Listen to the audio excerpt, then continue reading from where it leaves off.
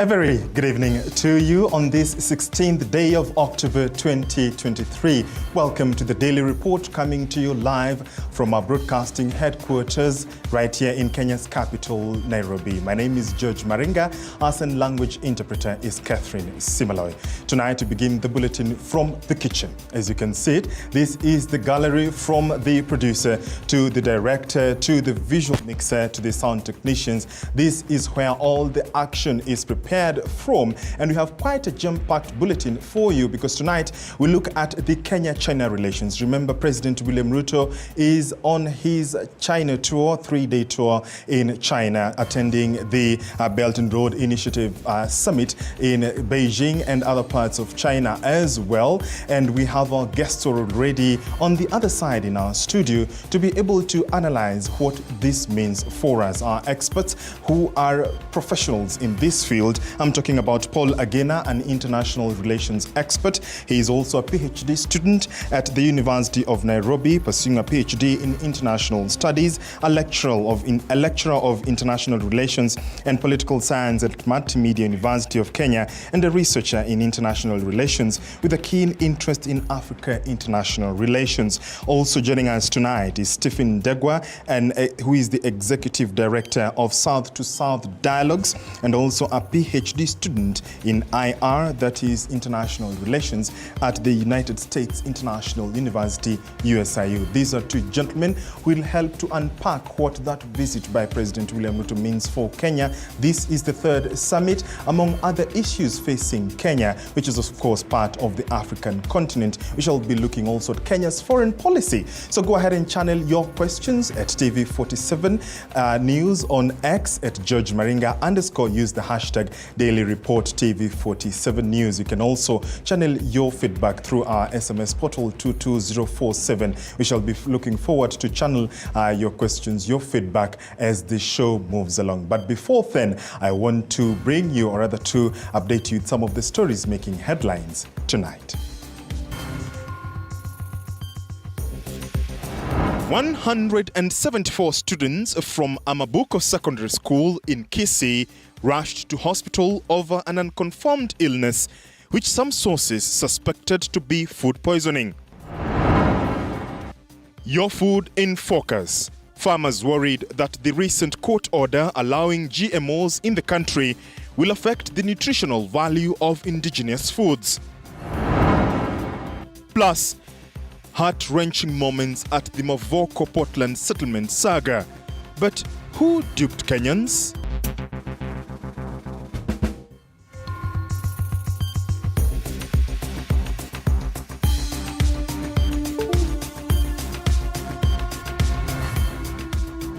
Welcome to the broadcast from the gallery. We are now in the studio. We've seen what happens inside there. Time now to bring you up to date with what's making headlines from across the country and beyond. We thank you for joining us on terrestrial platforms as well as streaming from YouTube and our website. Thank you so much for joining us.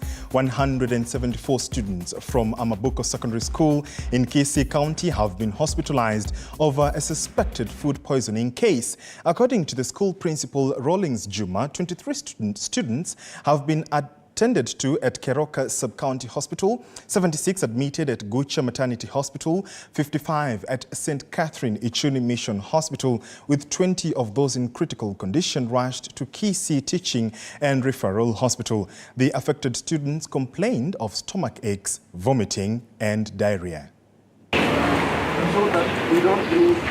According to the county's leadership, 20 students in critical condition were rushed to Kisii Teaching and Referral Hospital. The county revealing that a further 23 students have been attended to at Keroka Sub-County Hospital, 76 others admitted at Gucha Maternity Hospital, and 55 admitted at St. Catherine Ichuni Mission Hospital. Initially, when you came, they were talking against a situation of diarrhea and stomachache, like 120 cases, but all of them actually they are stable right now. We we are not talking of now more, because quite a good number of the students have been brought back from school, from facilities where they went. So who could be maybe getting outside there at the facility less than 50 students. The affected students all complained of stomach pains, diarrhea and vomiting. The county admitting that the cause of the incident is yet to be firmly established. However, the prevailing opinion is that it is a suspected case of food poisoning, seeing that only students who served Sukuma Wiki were affected. At the moment, we have taken the investigation to the KTRH, Kisii County Referral Hospital, to investigate to know exactly which kind of copy. Is it a microorganism or what copy? Because we know, as we know, those diarrhea, there are so many other causes of diarrhea. Be viral, bacterial, could be food poisoning. Before we say what could be the cause, we let's get the investigation done, and then we know exactly what is the cause of that diarrhea. To assure the parents and the school stakeholders that there is no cause for alarm, because it was actually a small pump like the ones we receive in normal days, whereby maybe you may take something and you find that it has not settled well in your stomach. So we have got no any serious student who has been taken ill. They are just minor complaints here and there, and the situation is actually so calm, and the students are okay. Zainab Mohammed, TV47. Thank you, Zainab, for that. The continuous evictions from East African Portland cement land in Athi River, Machakos County, have many Kenyans counting their losses as evictions entered a third day on Monday. Not even schools nor churches could elicit the sympathy of the impersonal bulldozers. And as Mike Kagwongo reports, it has recently come to light that 8 years ago, Alfred Mutua, former Machakos County governor, raised concerns about the illegal sale of East Africa Portland cement land to private individuals vis-a-vis Ministry of Lands confirmation that the land in question belonged to Portland Cement Company. Third day of evictions in Mavoko constituency of Athi River, Machakos County was marked by tears of anguish and despair. Inatuuma sana kwa maana wana watoto wadogo. As residents watched in disbelief, many locals who had purchased land and built homes in the neighborhood awoke up to the sounds of roaring excavators and bulldozers tearing down the buildings they had built and resided in for many years. Shadrach Musau, Mountain View Baptist Church and Academy founder and presiding pastor, could not hold his tears, wondering from where and how 150 students will write their national exams. Wakati wa mtihani mwaka mzima watoto wazazi wamelipa school fees na si wangetupatia nafasi angalau tu. So kama wazazi tumeadhiriwa sana. Wazazi wengi hatujui hata wako wapi, hata watoto hatujui wako wapi. 4,298 acres of land allegedly owned by the cement manufacturing company are at the center of the conflict. Musau says the disputed premium land, number 10424, situated south of Athi River, was not part of Portland Company, as reported back in 2016. Portland ilikuwa imeown shamba iliyo nyuma ya Green Park, na hiyo ndio shamba ambao ni 10423 yenye ilikuwa inaongelelewa na ilikuwa hata kwa gazeti. Shamba letu hapa Imalo Kenya ni 10424 ambayo iko na title deed. Iko under 10424 ya Imalo Kenya Society. Sijui hata watoto wangu nitawapeleka wapi, na kwanza hapa shule ilikuwa inatusaidia juu sisi hapa ndio ilikuwa tegemeo. But in the tumble of revelations, Portland Company informed the public that the parcels were not for sale back in June 15, 2016. The corporation put up billboards notifying the public that the land belonged to the company and that they should exercise caution before making any transactions in order to ensure that innocent Kenyans were aware. The billboards read in part, "Buyer, beware. These parcels of land are not for sale. Land number 10425, 8786, 10424. 7815/1 and 8784/4, located on both sides of Mombasa Road between Green Park and Daystar University. All the above parcels are the property of the East African Portland Cement Company. Nimetumia karibu milioni 4 ama 5 million kujenga hii nyumba. Hii ingine nimetumia karibu, nimesema mwingine rafiki yangu nimetumia karibu milioni 10. Sema around 16 million imeenda. Serikali ni yetu, ndio ni sisi tulichagua, lakini hatukuwa tunafikiria wanaweza kutufanyia kitu kama hii. Watu wote wa kwetu tulikuwa watu wa hii serikali, wauda. 8 years ago, former Machakos County Governor Alfred Mutua also raised concerns about the illegal sale of the East African Portland cement land to private individuals. Mutua requested Haraki Uwako, the then CEO of the Ethics and Anti-Corruption Commission, to look into the suspected illegal sale of the property in a letter dated November 13, 2015. Last week, the Environment and Property Court in Machakos dismissed a case brought by the Aimi Malu Kenya Company, who had staked claim to the valuable land. Ukiuliza ule alituzia, wale walituzia shamba, tulienda kwa raji, tukasash na raji ikaonekana na tukaona shamba iko. In documents seen by TV47, Ministry of Lands, Housing and Urban Development had in October 23rd in 2014 confirmed that the land in question belonged to East African Portland Cement Company. The letter addressed to the East African Portland Cement Company read in part that we have further perused through the records held in our land registry and find that the East African Portland Cement Company Limited is the true and rightful registered owner of the said parcel of land, which records are in conformity with the said search you conducted. Despite the protest from leaders who defended Mavoko residents on grounds that the demolitions are cruel, authorities persisted in tearing down houses.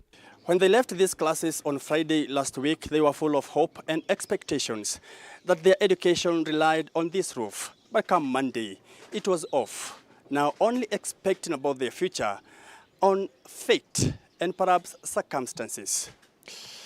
Mike Kagwango, TV47, from Mavoko in Machakos County. And we wait to see how that unfolds in the coming days.